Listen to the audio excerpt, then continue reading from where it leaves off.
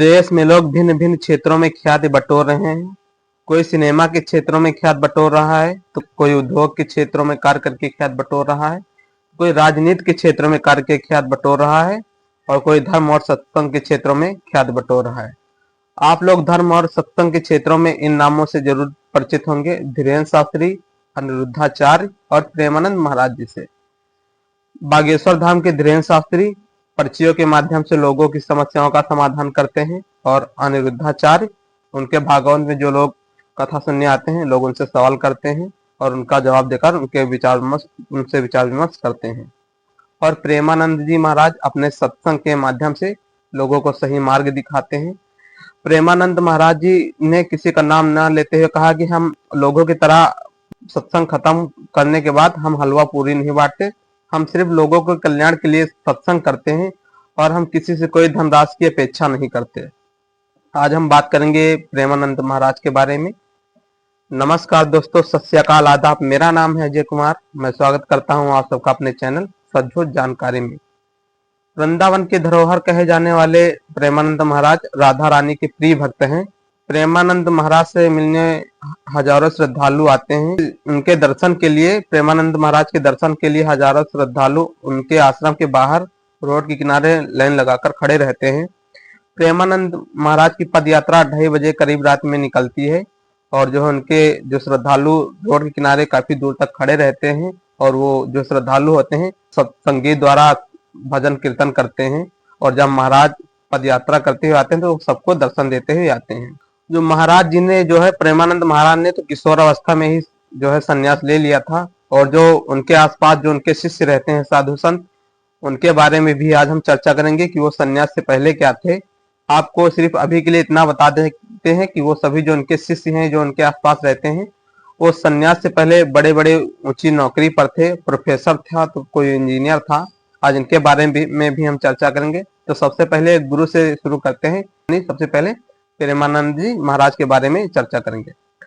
तो आपको बता दें कि वृंदावन के धरोहर कहे जाने वाले प्रेमानंद जी महाराज का जो जन्मभूमि है वो वृंदावन नहीं बल्कि उत्तर प्रदेश का कानपुर जिला है। जी हाँ, आप सही सुन रहे हैं।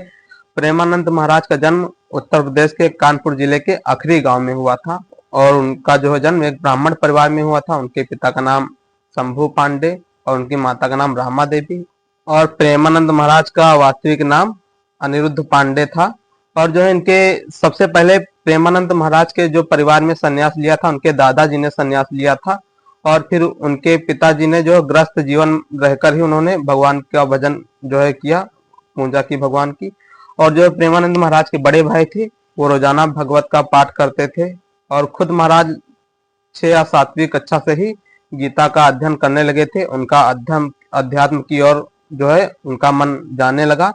और एक बार क्या हुआ कि महाराज बिठौर गए थे, वहां जाकर उनके मन में विचार आया कि वो भी संन्यास का जीवन जिएंगे, व्यतीत करेंगे। और फिर जब वो लौट कर घर आए तो 13 वर्ष की अल्पावस्था में ही उन्होंने अपने घर का त्याग कर दिया, और घर छोड़कर वो वाराणसी चले गए। वाराणसी जाकर ही वो गंगा किनारे रहने लगे, और वहां सन्यासी जीवन व्यतीत करने लगे। तो सन्यासी जीवन व्यतीत करते हुए वो रोजाना दिन में 3 बार गंगा स्नान करते थे, और वहीं पर भगवान शिव और माता गंगा की आराधना करते थे। आपको बता दें कि महाराज सन्यासी जीवन व्यतीत करते हुए दिन में सिर्फ 1 बार ही भोजन करते थे।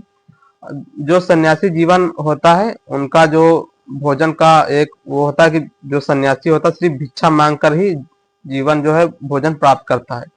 तो महाराज प्रेमानंद महाराज जी ने क्या किया कि भिक्षा मांगने के स्थान पर उन्होंने एक जगह 10-15 मिनट तक बैठते थे। अगर उस वक्त 10-15 मिनट के अंदर उन्हें कोई भोजन दे देता था तो भोजन ग्रहण कर लेते थे। अगर इतने समय के अंदर उन्हें कोई भोजन नहीं मिलता था तो गंगा जल पीकर ही भूखे रहते थे, और भूखे पेट ही भगवान का भजन करते थे।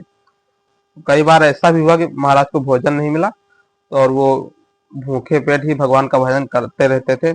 वो ये कहते थे कि शायद भगवान की परीक्षा ले रहा है और वो इस परीक्षा में जरूर सफल होंगे। फिर एक दिन आया कि जब वो एक अनजान साधु संत आया, उनसे मिलने के लिए उनको आमंत्रित किया कि श्री हनुमत धाम विश्वविद्यालय में श्री राम शर्मा द्वारा दिन में चैतन्य लीला होगी और रात में रास लीला। तो महाराज ने पहले तो मना कर दिया कि हम वहां नहीं जाएंगे। फिर काफी जब उस संत ने कहा कि आप आइए, आपको आमंत्रित किया जा रहा है, तो महाराज जो है प्रेमानंद महाराज देखने गए रासलीला, और उन्हें यह कार्यक्रम बहुत अच्छा लगा। और यह कार्यक्रम जो है 1 महीना चला, और 1 महीना जो है प्रेमानंद महाराज लगातार रासलीला देखने गए। जब रासलीला समाप्त हो गई तो वो थोड़ा उदास होने लगे, क्योंकि उन्हें रासलीला काफी पसंद आ रही थी। तो प्रेमानंद महाराज फिर जो है उस अनजान संत के पास गए और कहा, महाराज मुझे भी अपने साथ ले चलिए, क्योंकि आप जहाँ रहेंगे मैं भी रासलीला देखूंगा। तो जो उस संत ने कहा, ऐसा है आप वृंदावन आ जाइए, वृंदावन में रोज आपको नित्य जो है रासलीला देखने को सौभाग्य मिलेगा। तो महाराज जी ने उस संत की बातों को ध्यान में रखा और कुछ दिनों बाद वो वृंदावन चले गए। वृंदावन जाकर वो जो है राधा रानी और श्री कृष्ण के परम भक्त बन गए, वो है उनकी भक्ति करने लगे वहां जाकर। और देखते देखते जो है प्रेमानंद महाराज जो है वृंदावन के प्रमुख जो है संत बन गए, सबसे बड़े साधु बन गए, और जो है उनकी ख्याति दूर दूर तक फैलने लगी, और लोग उनकी सोशल मीडिया के द्वारा उनकी वीडियो देखते और दूर दूर से उनकी वीडियो से प्रभावित होकर उनसे मिलने आते, उनके दर्शन करने के लिए आते थे। और ये तो हो गया अब यह प्रेमानंद महाराज के बारे में। अब जो उनके शिष्य हैं उनके बारे में थोड़ा चर्चा कर लेते हैं। सबसे पहले हम चर्चा करेंगे नवल नागरी बाबा के बारे में। नवल नागरी बाबा जो सन्यासी बनने से पहले एक सेना में थे। नवल नागरी बाबा जो है 2008 से 2016 तक उन्होंने सेना में काम किया, और फिर जब उनकी मुलाकात महाराज से हुई तो उन्होंने भी महाराज से मिलने के बाद, प्रेमानंद महाराज से मिलने के बाद उन्होंने भी संन्यास ग्रहण कर लिया। और अब बात करते हैं श्याम सुखदानी बाबा की। श्याम सुखदानी बाबा जो है हरियाणा के सोनीपत के रहने वाले हैं। उनके पिताजी जो हैं वो दिल्ली पुलिस में थे। उन्होंने भी दिल्ली में पढ़ाई की। पढ़ाई करने के बाद वो इंजीनियर की नौकरी करने लगे। उन्होंने इंजीनियर की नौकरी की, और जब उनकी मुलाकात जो है प्रेमानंद महाराज से हुई तो वो भी उनके सत्संगों से काफी प्रभावित हुए, और वो भी आकर उन्होंने भी संन्यास ले लिया वृंदावन में। और अब बात करते हैं आनंद प्रसाद बाबा की। आनंद प्रसाद बाबा जी जो हैं वो भी दिल्ली के रहने वाले थे, और उनका जो है फुटवेयर का बिजनेस था। उनकी पहचान भी जो प्रेमानंद महाराज से हुई वो भी जो सोशल मीडिया के द्वारा हुई। वो उनके सत्संगों को सुनते थे, और उनके सत्संग उन्हें काफी पसंद आते थे, और वो जाकर वृंदावन महाराज से मिले, और वहां जाकर उन्होंने दीक्षा ली, और अपना जीवन गुरु के चरणों में व्यतीत करना चाहा, और फिर उन्होंने भी संन्यास ले लिया। महामाधुरी बाबा। महामाधुरी बाबा जो है सन्यासी बनने से पहले एक कॉलेज में प्रोफेसर थे, जो है थोड़ा थोड़ा भगवान की पूजा पाठ किया करते थे, क्योंकि प्रोफेसर थे तो स्कूल में भी पढ़ाते थे, इतना समय नहीं मिलता था। लेकिन जब उनकी मुलाकात प्रेमानंद महाराज से हुई तो उनके मन में विचार आया कि अब वो भी जो है एक गृहस्थ जीवन छोड़कर सन्यासी जीवन व्यतीत करेंगे। वो भी वृंदावन आए और उन्होंने दीक्षा प्राप्त की, और वो भी सन्यासी बन गए। अलबेली शरण बाबा। अगर बात की जाए अलबेली शरण बाबा की, तो वो एक चार्टर्ड अकाउंट थे। उनके अलबेली शरण बाबा के ताऊ बहन पिताजी भी चार्टर्ड अकाउंट थे, तो उन्होंने भी ये नौकरी छोड़ दी और गृहस्थ जीवन छोड़कर वो भी सन्यासी बन गए। अब जो है प्रेमानंद महाराज की दिन ब दिन जो है ख्याति देश विदेश तक फैलती चली जा रही है। उनसे रोजाना मिलने भी लोग देश विदेश से आते हैं। जो है सोशल मीडिया पर काफी लोग उनके जो है सत्संग को पसंद भी करते हैं।